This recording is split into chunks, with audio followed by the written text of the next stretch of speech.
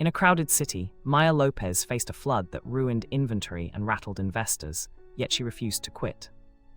She crafted a bold plan using weather data, local suppliers, and a lean prototyping push to rebuild faster. Her breakthrough came when she bundled Microgreens into a subscription service, predicting demand with a simple predictive dashboard. By partnering with schools and clinics, she transformed a crisis into community impact, while reinvesting profits into resilient storage.